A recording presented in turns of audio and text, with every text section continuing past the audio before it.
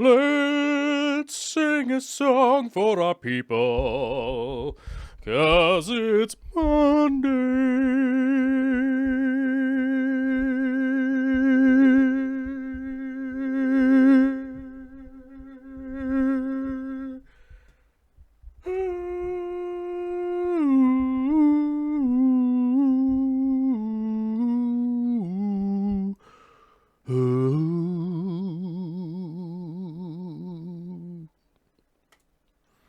It's so Monday, you don't even know what's going on. What's up, everybody? How's it going on a Monday? Oh, I sound haggard.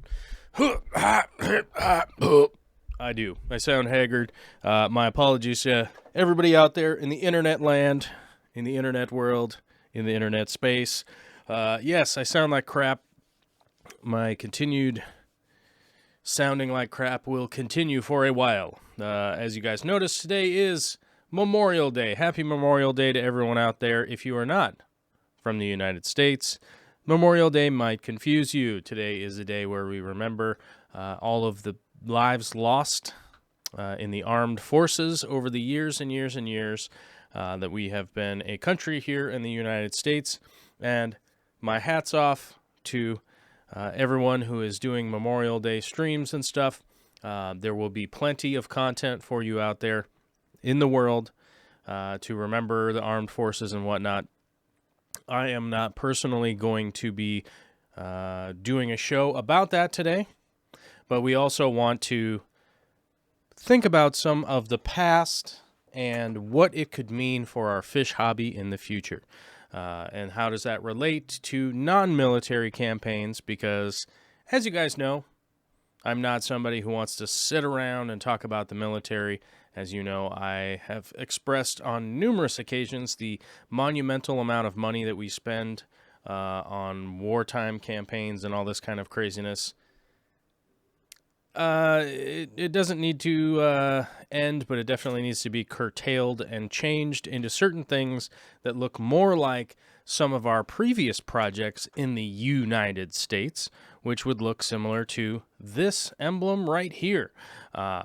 And one of the reasons that this program went away by the wayside was World War II. It was one of the contributing factors to why this Civilian Conservation Corps, which was brought together after the Great Depression in 1933, 1932. 1932 or 1933. I'm not really reading off of notes or anything like that, so if my dates are a little bit off, hey, I'll try to reference my notes as much as I can.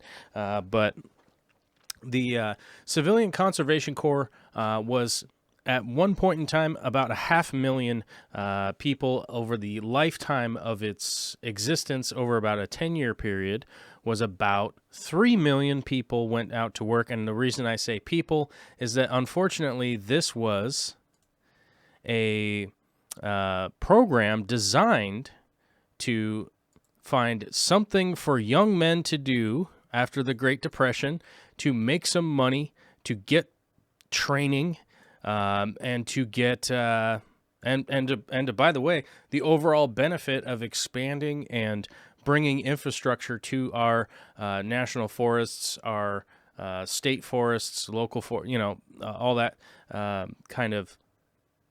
What is kind of unique to the United States is that we do have a lot of publicly owned lands, and these guys, unfortunately, no women were involved, which at the time, just a sign of the times. I think nowadays, if we were to bring something like this back, it would obviously include women, right? But a lot of the trails that you go out on, a lot of the flood avoidance that you go out with if you happen to go out into forest lands and stuff like that. A lot of the forest service roads, the service trails, bridges, all that kind of stuff was built back here in the 30s and 40s. Some of them have been rebuilt. I personally have rebuilt some trails. I rebuilt some trails on Mount St. Helens. I built some trails on Mount Rainier National Park. I've also built some trails in the Wenatchee National Park and some other places. But a lot of places throughout Washington State, I, as a young man, took the opportunities to go up and do some of this trail building, infrastructure building with the state and the federal government. But it is such a shattered program that doesn't really exist that the way that this existed before, that it was federally funded, it was federally mandated, and it was an executive order at the time, so it did end up going away because of World War II. Most of the young men were conscripted into military service, so instead of basically getting signed up for the Civilian Conservation Corps, you essentially ended up in the Army or, the armed forces, which eventually expanded into other branches. But, that's basically the kind of quick and dirty rundown. Now, one of the things I wanted to talk about is that we are currently going through what could resemble the Great Depression here in the United States. A lot of other countries out there in the world probably are going through the same situation. I know that I was recently reading some reports from the UK, some from Canada, and I think some from Japan also. I think those were like the main ones that I was kind of had an opportunity to read while I was watching the baby. I like to read when she's just coloring and whatnot, so it's a good opportunity for me to kind of catch up on the times. And it appears that in the United States, whether or not everyone is going to go back to work or not after this pandemic is kind of up in the air, and we'll likely see a high rate of unemployment, especially with young people that are in untrained positions that don't necessarily have a pathway to getting back to work, right? It's fairly difficult to go from working some kind of retail job that got eliminated, and then when it comes time to come back to that retail job, you're like, hey, where do I go now? And I think this would be a great opportunity to bring something back like the Civilian Conservation Corps. And one of the big reasons for that is we do need a lot of humans out in our nationally maintained, our national forests and all that land that we own, out there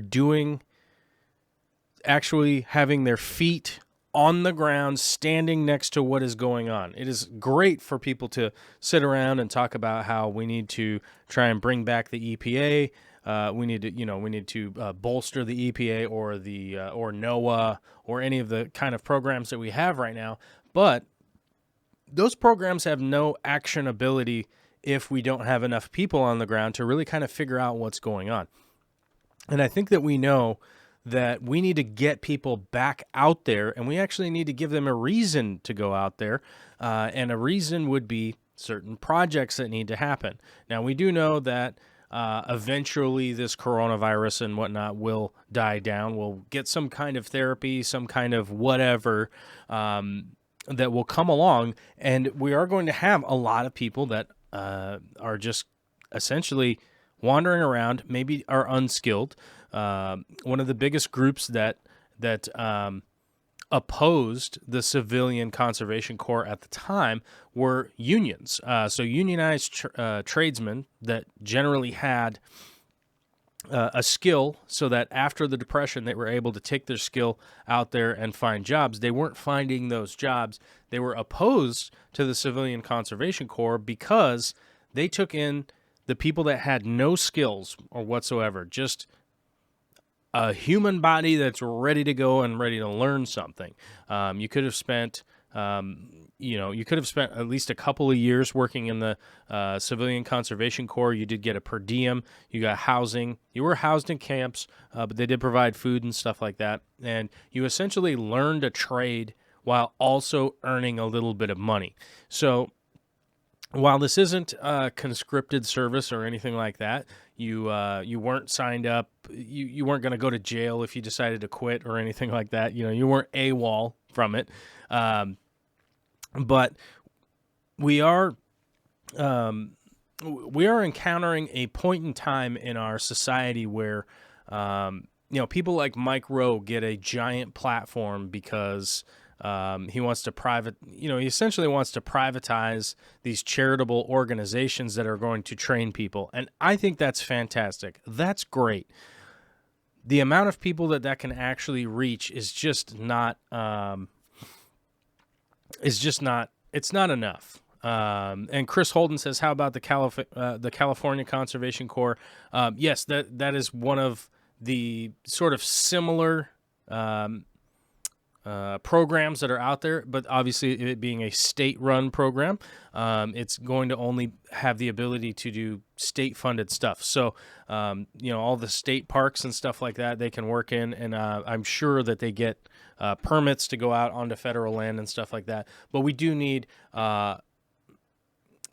this does have to be something that comes down federally, that can be a federally funded program that can actually spread out throughout the United States, because I had the numbers up here on my notes. I'm not sure where they went. I want the CCC New Deal by state. I had it in here and I don't know where it went. It looks like I must have accidentally closed the window. But the Civilian Conservation Corps were essentially, they were assigned in every state. And a good example right here would be throughout the course of its 9 years in operation, 3 million men participated in it, which provided them with shelter, clothing, food, together with a wage of $30, which is equivalent to about $600 a month. 25 of which had to be sent home to their families, there's kind of interesting stuff from back then. So we're not talking about a lot of money here. You'd probably want to be in the range of like $250 a week after, so about $1,000 a month, plus all the other stuff is kind of provided for you. So, but the numbers that it had by state, I got to find those real quick. And of course I'm not finding those now. I probably should have just made it into a image file so I could have popped it up on screen. But hindsight is 2020, right?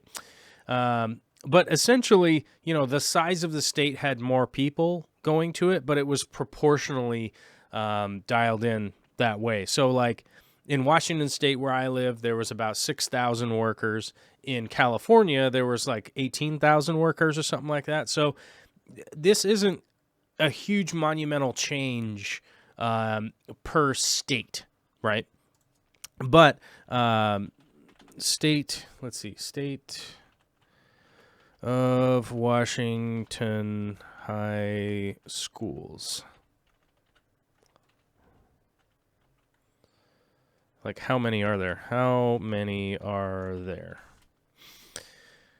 So there's 1,000 high schools in the state of Washington, 844 public schools and 132 private schools. So let's take that 5,000 number and kind of divide by the 800 number, let's say. Let's just go by the 800 number, and we're going to come up with like 6 kids graduating from each high school is kind of the generalized number that you would kind of be in. So 5 or 6 students from each high school is kind of what would work out as an average, like a means average. So obviously, if there's a school where there's only 80 kids, you probably wouldn't see as many.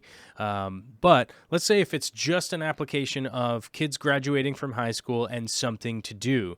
Once you get out of high school and you're not ready to go into higher education, you don't want to go work at Burger King, and you don't want to go do real unskilled labor, but you do want to learn something, and you do want to essentially learn something that is valuable and can definitely apply a benefit not only to the humans, right? So the humanity down here, having more trained people is good. But on top of it, we also, as just the average person, being able to access some of the federal lands on a much easier, in a much easier way, and it also being maintained. As we saw last year, just how much money was lost on forest fires was intense, right? We had these giant forest fires last year. We had the giant fires in Australia. So we're going to have this continued overall affect that is a negative affect, right, to the American population, to being able to access our lands, and also spending this incredible amount of money on the emergency fire versus preventative fire, right? Which is what a lot of the Civilian Conservation Corps went into, which was, in conjunction with the Forestry Service, figuring out what kind of preventative measures could be put in to stopping things like forest fires from really getting out of control later on in the fire season versus waiting for everything to catch on fire and then trying to put it out. I think, fans of President Trump out there, or maybe non-fans of Trump or whatnot, would say that, like, he was out there talking about, like, there's people raking the forest, which, whether you like the guy or not, I think that that's sort of the beginning of a thought process of going, like, how do we manage the forests? What can we do to bolster the Forestry Service? What could we do to maintain our lands, right? And I think that a program similar to this, not only with the preventive, with how much it would prevent ahead of time, so you got to think about the savings on that. Then you also got to think about how many people getting training and having some kind of direction to go in their life. Maybe they don't like running a chainsaw. Maybe they don't like cutting wood. Maybe they don't like carrying rocks or something like that. But you could spend, a couple years working on something like this, gaining some community, meeting people, and learning some trades, or at least some organization of how to work with other people, and being in a situation where you have to rely on other people working with you so that, you can maintain some level of safety. And then we end up with people that have more training, right? That's what we want. We want more humans in the United States. The 330 million is an astounding number. It is a crazy number, and we're going to be higher than that very soon. If we could think just how many people could gain some training just by having known the people that have been trained in this, right? So you start to think of the spider web of how many people they're going to come in contact with throughout their whole entire lives, that they would be able to work with, that they would be able to train and show how to do stuff. And also the environmental impact for fish keeping, for our plants, for the stuff that we're looking to hopefully maintain as the future, where we'd be able to actually go out into the environment and experience where some of our, aquarium plants, our aquarium fish and stuff like that come from. It's weird to me to like try and relate to certain people, whether you've traveled the world or not. But it is really quite easy to find desolation in the United States if you kind of know what you're looking for. The environment will rebound quite quickly, quite rapidly, in comparison to our lifetimes, right? So you can actually go to a desolate area, and if you actually know what you're looking for, you could look around and go like, oh, it's not that bad here. There's some grass growing, and there's trees are back, and blah, blah, blah, and that kind of stuff. But if you do know what you're looking for, you're not seeing the diversity from the area, and that stuff can turn around quite rapidly. I mean, you're really a part of the world that could have been destroyed in the year 1900. You can go there now, 120 years later, and just go like, oh, it seems like everything's totally normal here, right? Because the just looking at it on surface level, you could think, wow, the environment is doing well here. But if you look a little bit closer, you can start to figure out like, wait a minute, there's no old growth here, for instance. Like, where's the big tree? There isn't even one big tree, which is something that you notice in Washington State, where if you travel, and essentially if you travel on foot, it's kind of really the way to do it. If you're driving in a car looking out a window, it doesn't do it justice. If you're flying around, it doesn't do it justice. If you're in a boat, maybe if you go slow, up on the shoreline or something. But I do a fair amount of hiking throughout the year. I love, climbing peaks and that kind of stuff, and it's something that I do plan on continuing to do. But it is very apparent as you travel through areas that have been stripped at one point in time. You could look at it right now and 50 years later and just go like, yeah, this is what this forest is supposed to look like. But if you travel 3 or 4 miles down the road or down the trail or something, you'll notice that if you have a side-by-side comparison of those two areas, that the old growth is considerably different than the trees that are 50 and 60 years old, as opposed to the trees that are 180, 200 years old. And I think that these are things that we should be focusing on as a nation, is to build some better systems like the Civilian Conservation Corps. Like, I understand there are state ones, there are stuff like that, but I think bringing something back like the CCC would be a fantastic idea, especially at this point when we do know that we are going through a pretty major depression because of this pandemic. And it's going to be a long road to getting back to where we need to go. I know that trillions of dollars are being spent just trying to give money back to, whether they be small corporations or big corporations, to just maintain and keep them going, which is fantastic. I think it's great. I think those businesses that are viable to continue going should definitely keep going. There's really no reason to get rid of them, and I don't think there's a big reason to just not give them aid in a situation like this. But I do think that we should be developing some better programs for the people to be able to work within our country and work for our country, to continue moving on and developing our country into more or less like the place that we want it to be. Conservation doesn't look like just donating $10 at the grocery store when you go there. Conservation is people actually being on the ground. And a hot button topic that is relatable, right? A hot button topic that has gone on, and I know that we're back in the political cycle of madness here, that a lot of people favored the idea of building a border wall, which, whether you agree with it or not, doesn't really matter, because what I'm about to talk about is one of the important functions of having a wall or not. If you have a wall or if you don't have a wall, either way, there needs to be humans there to monitor it, right?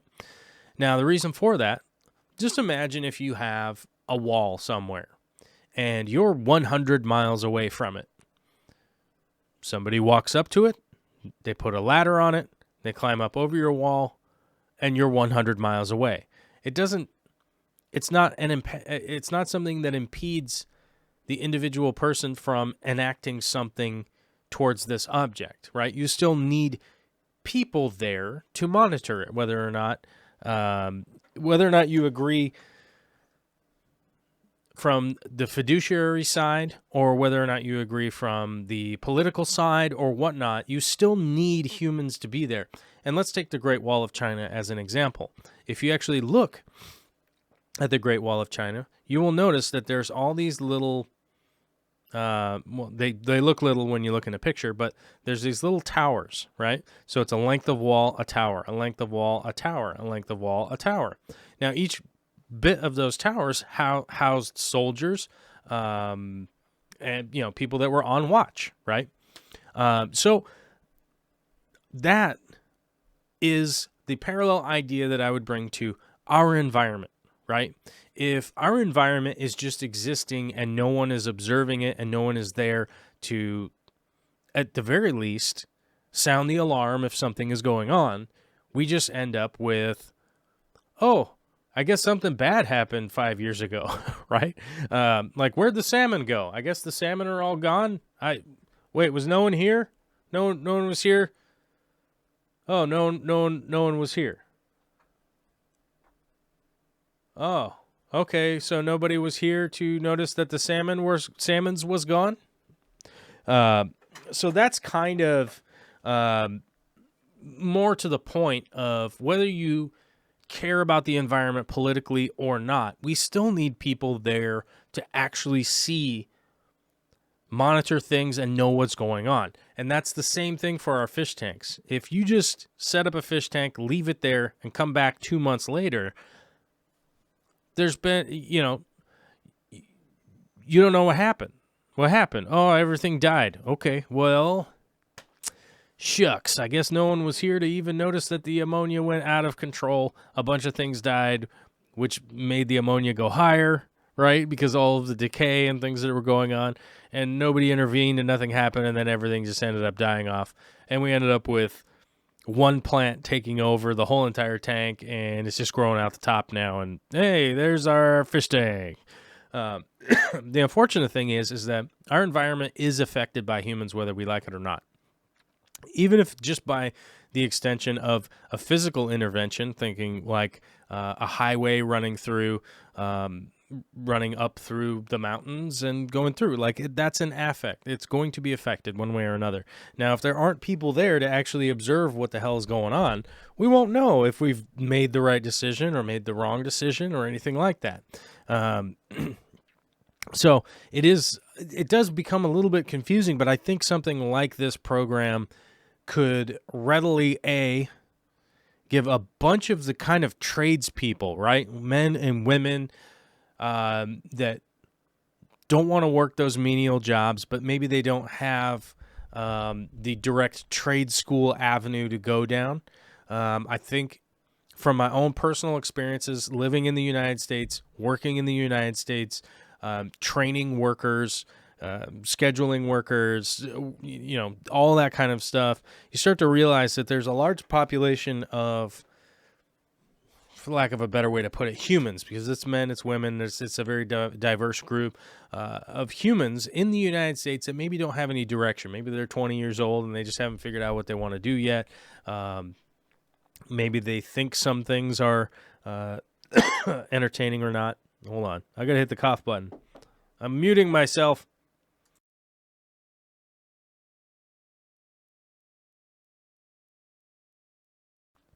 There, I didn't want you to catch the coronavirus from me coughing so loud. I'm kidding, but I have to go get a test in about an hour and a half because the sickness here continues. The respiratory nonsense is nuts. So they want me to get the coronavirus test before I go to get x-rays and probably a CT scan and blah, blah, blah, blah, blah. So I basically wanted to do this show for multiple reasons. Number one, the pandemic. Number two, this depression that is coming. There's going to be a depression. There's going to be some businesses that don't make it. There's going to be some unemployed people that will be looking for work. And maybe it won't be as bad. Maybe it won't be as bad as we think it's going to be. Maybe it's only just a sliver of the people that are unemployed that can't find a gig or something like that, which would be great. I think that would be great. But where do we have them? Where can we put them? Where can we direct them? Where can we give them an opportunity that benefits everybody? And I think that a lot of programs like this is what we should be working on a federal level. I think that most of the states out there can manage most of the day-to-day things that states need to do. But I think that this should be something that should pop up federally. I'm using my platform to hopefully get the idea out there that maybe you guys go out and make some Facebook posts about it. Maybe you do some Instagram posts about it. Maybe you go on to Reddit. Maybe you go on to whatever it is that you do. Maybe you have an email list and you want to send an email out to people. I'm using my little platform here to talk to the couple hundred people that I'm going to talk to hopefully spark some kind of idea, to hopefully inspire some people to at least have a conversation about something like this. Now, I don't think that I'm influential enough to literally affect some kind of change on a federal level. I don't think that's going to happen. But I just want people to start to realize, or maybe do a little bit of research, or maybe just have a conversation about an idea of something like this that already exists. It's an example of something that has already existed here in the U.S. that we've seen. I was going to say 100 years, but it hasn't been 100 years. So let's say 80 years of the positive influence from these men that were working back then, and building a lot of the infrastructure that a lot of us rely on now for recreation, but we also are relying on this for our overall livelihood. Now, my reasoning behind not privatizing something like this is that we're talking about something that would be a federal program, and privatization, in my opinion, in a federal program or a program similar like this, is that while a lot of people like to demonize the government as wasting a lot of money, I see a lot of benefit in the regulation that a public project like this has. And like Big D Smoke mentioned, man, it's a good time to be retired with a pension. A lot of people, 20 years younger than me, 15 years younger than me, don't realize what a pension is. During the 80s, pensions were, Ronald Reagan was able to convince the American populace that the corporate idea of tying your retirement to the stock market via 401ks was a much better idea for America, right? Than a guaranteed pension, and a good example of pensions that exist right now would be the post office. A lot of post office workers know that they're going to have a retirement. They know that they're going to have health insurance when they're retired. They know that they're going to have some kind of stability as they move into retirement after having worked a certain amount of years. I'm not sure what the numbers are off the top of my head, but it's that reinvestment back into the populace that I find to be so important, and that's why I think that this shouldn't be a privatized situation, because it would be operating on federal lands. It would definitely step on the toes of a lot of our federal forests, which we're trying to protect those portions of the environment that have been protected for so long. And I just think that there's way too much opportunity for something to be taken advantage of monetarily from a private company stepping in to try and do this. And we've seen that with a lot of the the charitable foundations that are attempting to help and aid, that often, even a percentage of them, we find out that maybe it's only 10%, but that's enough. How many people have been taken advantage of in a poor way. And that would be my reasoning behind this being a federal program. And maybe my reasoning is wrong, and maybe it's not fleshed out enough for it to make sense. But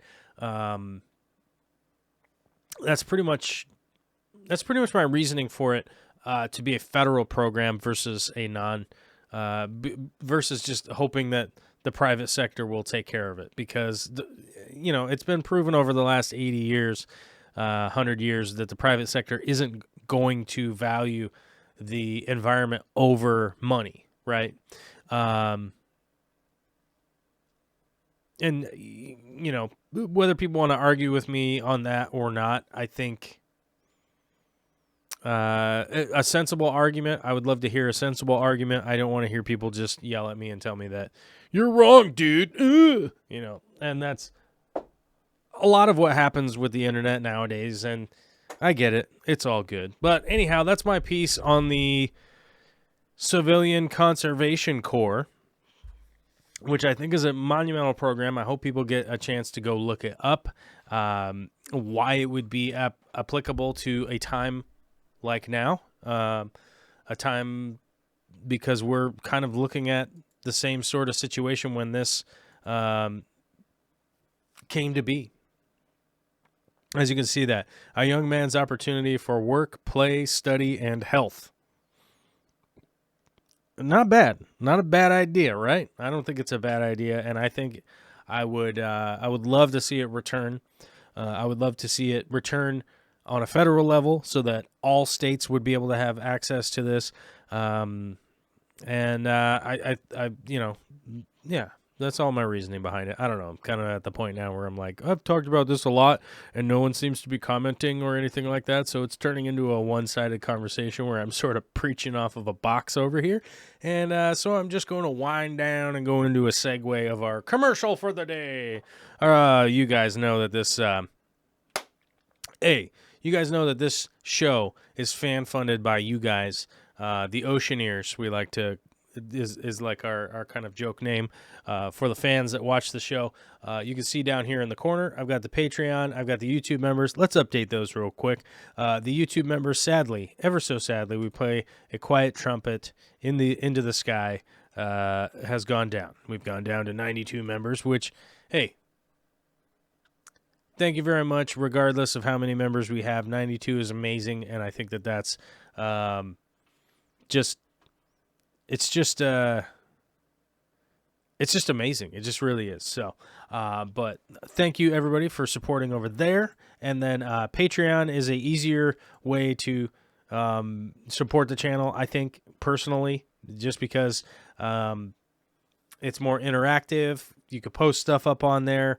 You could go all the way down to $1 a month, so you could literally be somebody that's just $1 a month instead of $5 or whatever the levels are on YouTube. You can become a producer on YouTube if you want at $100 a month, which is a lot of cash when we're staring down the barrel of a depression here. I understand. I'm never asking anybody to be like, hey man, sponsor my YouTube channel because you don't have any money. Look, man, I get it. You don't got any money. It's all good. I get it. You can watch it for free. Just turn on the notifications so that you know when a live stream is happening. That's basically it. But Patreon, you're able to post stuff up on there, blah, blah, blah. It's interactive. Either way, if you sponsor, you get access to our Discord, which is sort of a 24-hour chat server that you guys can post pictures. We can ask questions. We can live chat back and forth, that kind of stuff. We actually have audio chat on there now, which is rad. We messed around with that 1 or 2 times, and we're continuing to work on getting the the video, to do some live streams on some video over there. We'll see how that works out here in the near future. Okay, commercial is over. That is the end of the commercial. Thank you everybody for subscribing and all that nonsense. You know what I'm saying? Patreon, what's up? Blah, blah, blah. Okay. We got a $5 super chat from the Fish Tank Barn. Says we have a couple of dams that could have used some work an hour north of me. And that is kind of applicable right there. As you know, some dams, let's see, the dam,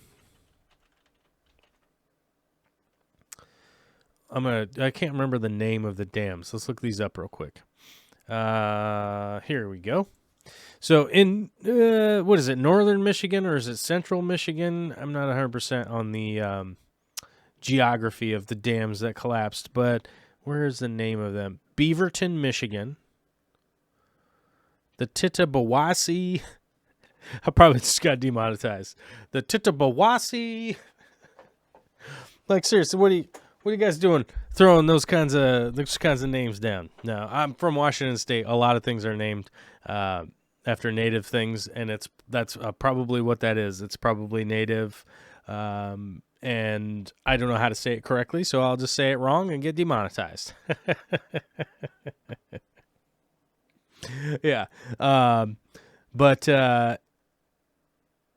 let's see. Midland County. Yeah, Midland County.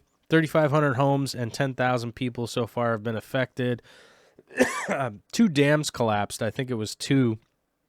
And I don't know exactly where That is, I think Genesee County is right near there, and I visited Genesee County 3 years ago, maybe 4 years ago, with Victoria. We went around there and definitely looked at some of the old infrastructure and stuff like that. I posted some pictures up on Instagram, some giant fish we saw behind some reservoirs and whatnot. Turns out a lot of the infrastructure in Michigan was built by some of the, a lot of the publicly funded projects. I don't want to put an exact date on it, but the 1900s to the 1950s, a lot of the projects around there were built then, whether they be public projects or some of the magnates from the automotive industry and stuff that were aging out definitely got old and realized, wait, I've accrued all this money and I didn't really do anything with it. So they ended up doing a lot of semi-community-based projects that were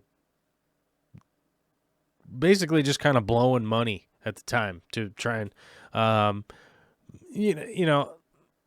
I'm not saying anything about any specific one, but more often than not, it was these guys that had accrued what would be considered like billions of dollars today in today's money. They were old, they knew they were going to die, and they wanted their family to have a good reputation. So they figured out how to do charity things with the money that they had, because you can't take it with you, right?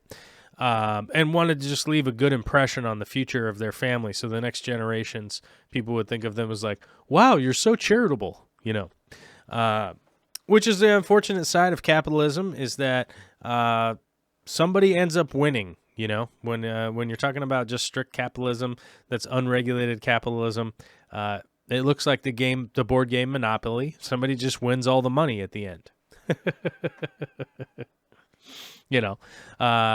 And when somebody wins all the money at the end, they reach that like 75-year-old mark and realize there's not much time left, and then they try to give the money back, which is just a dumb way to run a civilization as far as I'm concerned.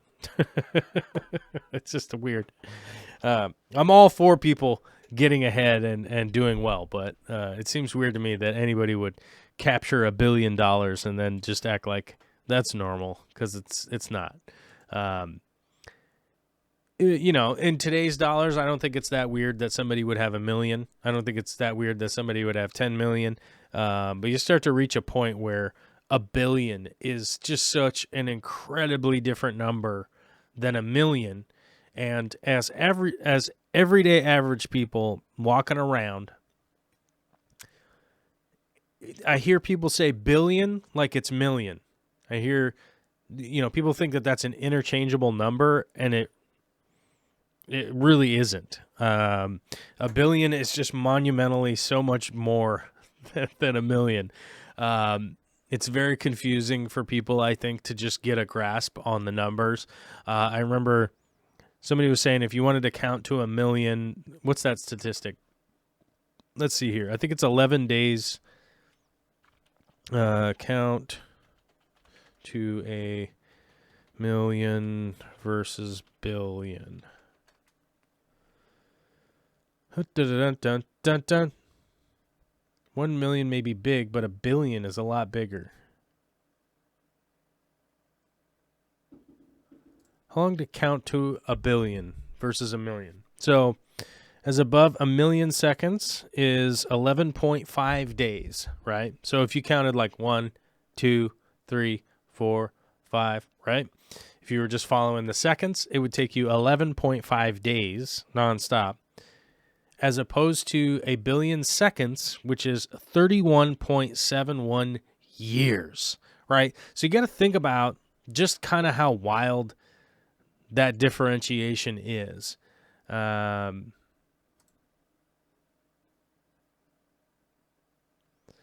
differentiation is just so wildly, it's so big. It's such a big differentiation of going from it only taking 11 days to count to 1 million, but 31.7 years to count to 1 billion. That's just how like wildly different those numbers are. And I think that has always been kind of my best way to try and explain to people like Like, whoa, wait a minute, right? We've somehow normalized the idea that billionaires exist, right? And I think that has been a huge detriment to American society, that we think that, like, oh, you know, a billionaire is normal because I heard about billionaires, right?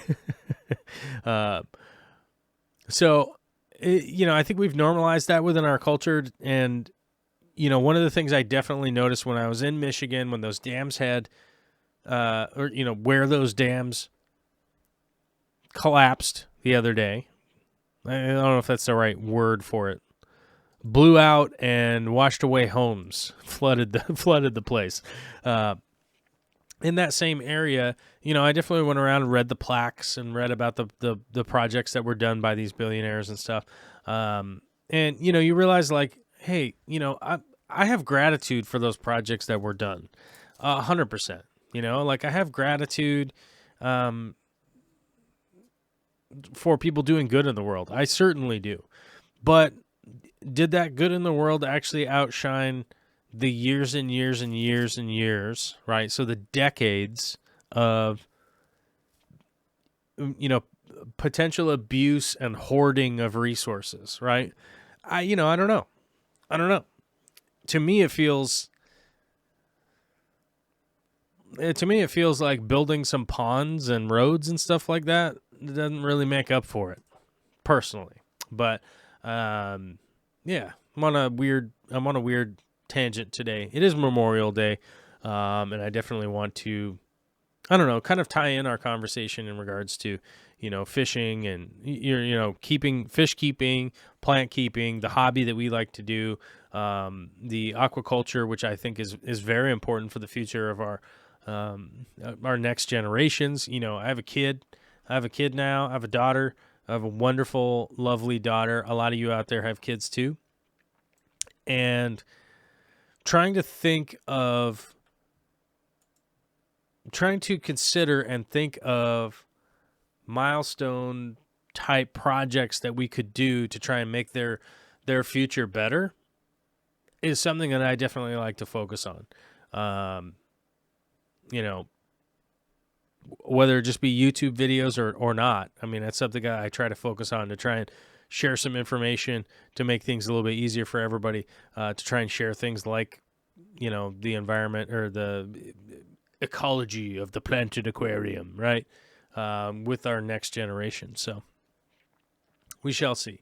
Natural Aquarium says, just enjoying the lecture here. I think you're on point, Joel. We have to keep the young adults busy and provide them training, and what better way by improving and protecting our natural resources? Yeah. I think that's ultimately been some of the reasons why I'm opposed to these just these kinds of, like, federal programs. Like, people get mad at me because I have the C-17. I want to make sure I get the name of this plane correct. It's a C-17. C-17. There we go. Air Force. It's the Boeing C-17. So let's see the C-17. Boing. We got to do the Boeing thing. The Globemaster. Let's get an image, and we'll take a look at an image of this airplane. Where's one that gives you kind of a good scale of how big this thing is? Oh, here we go. It's kind of a crappy image, though. Whatever.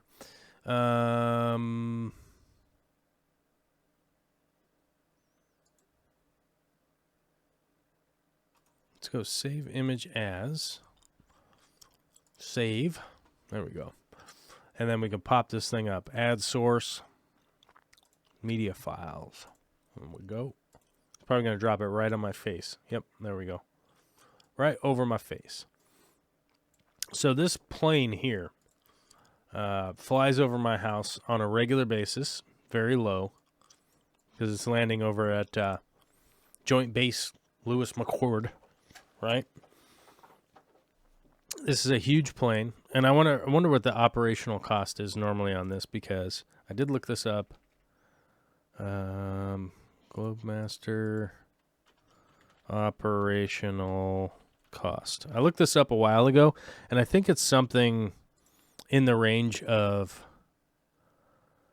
So these were produced 1991 to 2005. They cost $218 million each. Each one cost $218 million. How much does it cost to fly one of these? I remember somebody I was debating this a while ago, and I think it's somewhere in the range of $110,000 an hour or something like that to fly these things around. Yeah, I don't know. I'm going to have to go look that up. But I will tell you guys something. So these things regularly fly over my house when everything's going normal, right? When everything's going normal in the world, these things fly over my house probably 20 or 30 times a day, something like that. 20 at least, these landings and takeoffs and landings and takeoffs and landings and takeoffs. And it was driving me nuts, right? And so I went to go look into why are these planes taking off and landing so much? Turns out they're empty. They're actually just training to take off, go fly around, do whatever maneuvers they're supposed to do, and then come in and land again. So they're literally just doing training runs in these planes, which is understandable that you would need to do training, and I'm not arguing against that. But what I am arguing against is that the extreme operational cost, the extreme price of purchase, the extreme amount of resources that go into training somebody that would be able to fly planes around again, because that's essentially the average person's benefit, right? Is that we'd be able to get on airplanes and travel around the world because like the Air Force and the Navy and Marines and the Army. Yeah, I think everybody has a branch where they're training pilots, right? And whoever's potentially flying this will likely become a commercial pilot at some day. So the average person would go, well, at some point, I'll probably get in a plane that's going to be flown around by that person, and he'll be really well trained because he's trained with the Air Force or the Navy or whatever. Whoa. Whoops, I knocked the thing over. And that would be the average person's benefit, right? So the average person's benefit would be that, there's pilots, and we'll get to see the benefit from that. But let's just say it's $200 million and 100 pilots get trained in this plane, and Natural Aquarium says $23,811 per hour to operate. So let's say that that's the actual number. I'm not debating whether it is or isn't. Let's say that that's the actual number. So in 2 hours of operation, a whole family basically gets their annual median income from the whole year's worth of work, right? Because I think the median income in the U.S. is like $48,000, I think, right? Median income USA. Right? Holy crap, it's way lower than I thought. Oh no, it's 31,000. Okay, person. Let's get the family number. Family. 59,000. Okay, so hey, it's a little bit higher because they're assuming that both parents work in this median household income. So about $60,000. You think flying that plane around for 3 hours is more than that? If it's that 23,000 mark, more than the entire year's worth of money that a family would be able to utilize as a median income in the United States. I think it starts to kind of shed a little bit of light on what's up with that, right? In my opinion, versus a project like this, like the hold on, we're going to pay off the average person, like being able to access our national forests and stuff like that in a much better way, improving infrastructure around campsites, that kind of stuff. I think all that stuff's like really important, and this could definitely be a stepping stone for a lot of the infrastructure workers that we do need on, for instance, federal projects. Most of the federal projects here in my state, I have a lot of experience with the federal projects in my state, is that they're almost always private companies that are doing these federal projects. And the private companies around here, they will hire people, they'll hire workers on for 6 to 7 months while they do a federal project, then lay them off until next year. And then they collect unemployment while they're laid off, because they have a rehire date in like February or March, when the road crew jobs start up again. And I think that if we could expand on certain things like this and utilize the kind of monumental amount of money that we're spending. I mean, you think just buying one of those C-17s is $200 million. And if let's go to our calculator here real quick. Calculator. Pugimus Maximus says, made it in time for my weekly dose of political, Joel.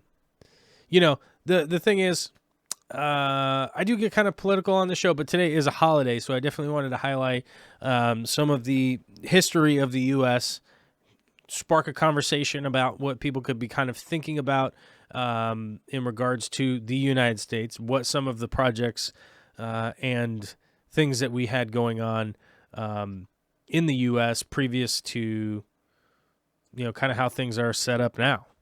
So let's say we take $220 million, right? $220 million, and let's divide that by what we would consider to be. So let's say we had $1,000 weekly allowance, or not weekly, monthly allowance for these kind of trained sort of forest workers type people, whatever.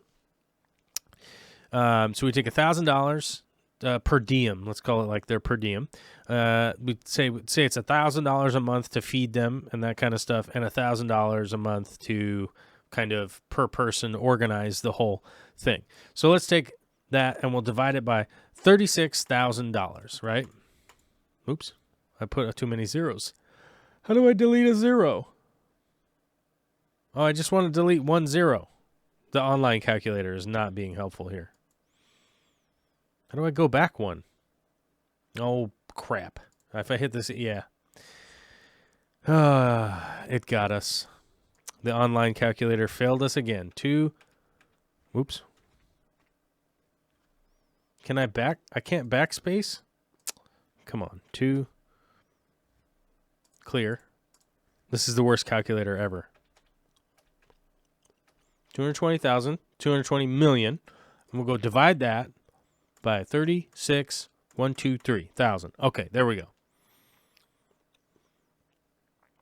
So 36,000 seems like a low number to me to be even dividing here. But let's find out what that is.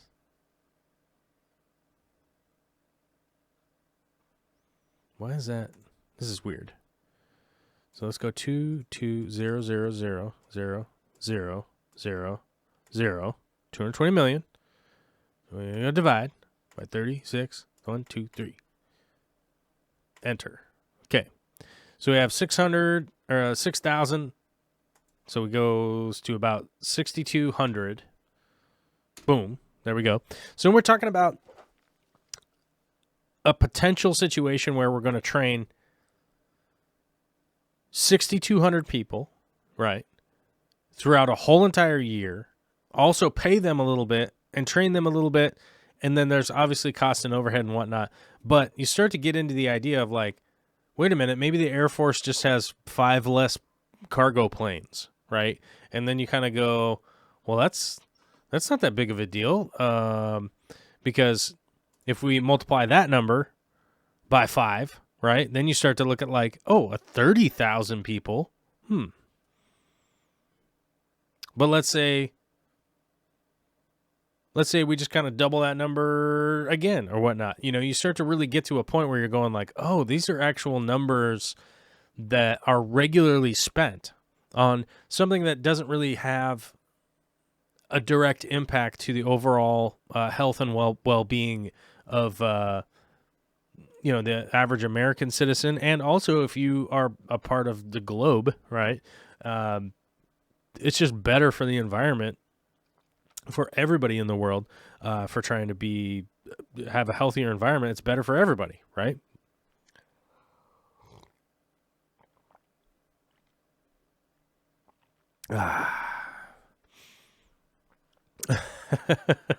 I didn't realize that a lot of people like Jessica would be working on schoolwork with their kids. It's a holiday. You're not supposed to be working on schoolwork today. Is school open on Memorial Day now? I don't think so. Come on now. Although maybe you're taking the holiday to catch up. That definitely could be a thing. So we're getting kind of to the end of the show here. But, Fab4 Aquatics re-upping the membership. So we got to change our number up here. We got to re-up on the membership. Goes up to 93 members. We're still shy of that 100. I don't know. I don't know what I'm going to do when we get to 100. I was watching one of my favorite guys the other day while I was editing. It was kind of playing in the background, and he does 100 push-ups. And I was thinking, I might just be down to do 100 push-ups, man. That's fine. I'd probably do 100 push-ups if we get to 100 members. I guess I got to record it, though. Or do it on stream, but I'm going to get my health back a little bit, right? Why not?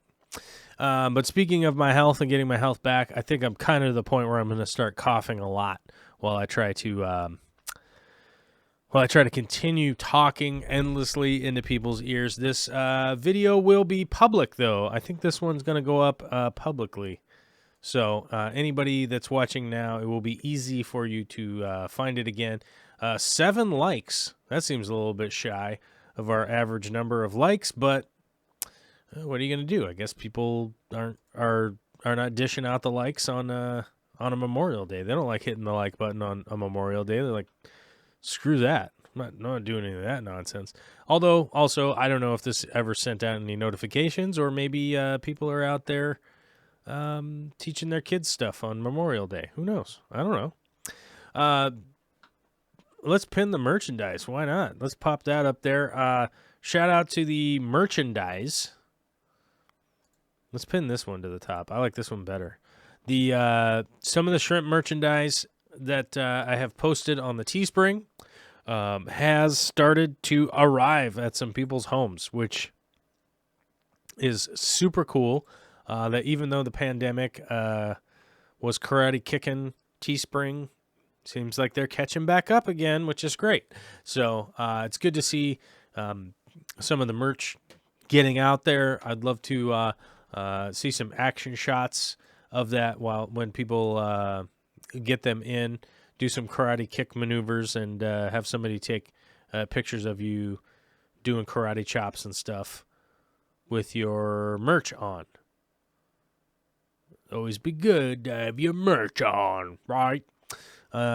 We were going to have a sale on the merchandise, but we didn't hit the mark for 2 weeks in a row worth of sales. So there will be no sale until we're able to do that. So that's what's going on.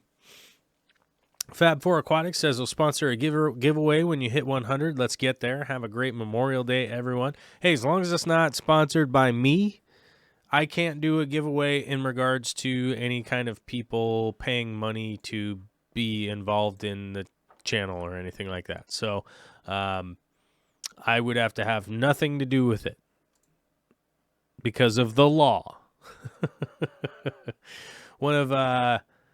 Just a heads up out there, one of our Fish Fam friends decided to report me to the the Attorney General's office of Washington State, because they believe that we were doing a lottery at one point, trying to get people to join up on Patreon and stuff like that, because we were trying to give stuff away. And one of the Fish Fam decided to file the official paperwork to report me to the authorities.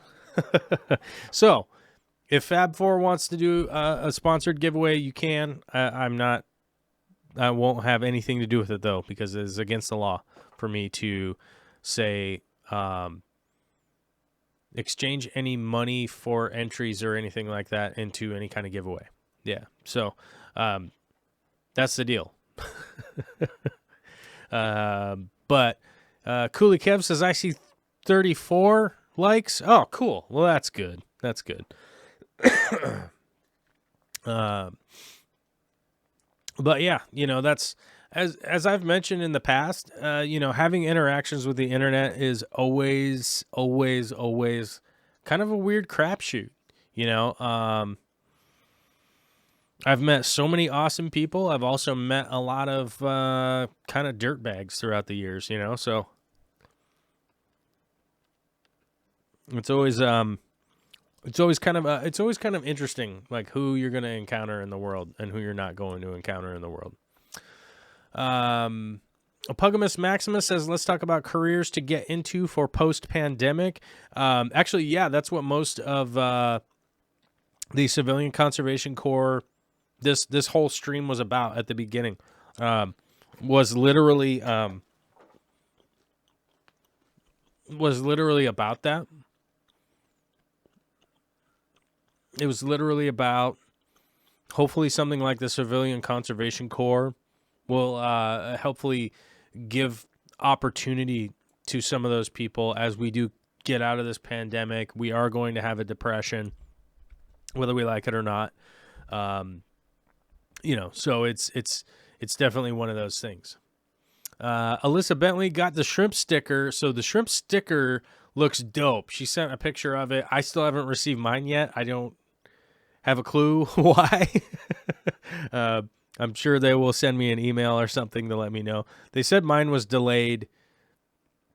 No, they sent me an email a little while ago and said mine was delayed. So it will be, what was the date on that? May 18th, they sent me an email a week ago. So they sent me email a week ago that it got delayed for some reason, and they'll let me know when it comes. So, mine will show up, and of course you'll probably see them in the background or something like that when they do. But Alyssa got hers super quick, and she also doesn't even live that far from me. So I'm not privy to the information as to why mine got delayed, but hey, that's life. Sometimes you just gotta wait.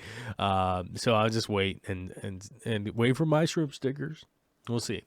But either way, it's definitely good stuff. Yeah. But I would definitely Frank F. It says shrimp are friends, not food. They're both. They are both. I will not mince words about it. I love eating shrimp. I love breeding shrimp. I love keeping shrimp. I love staring at shrimp. I love testing the water to make sure my shrimp are healthy. I love I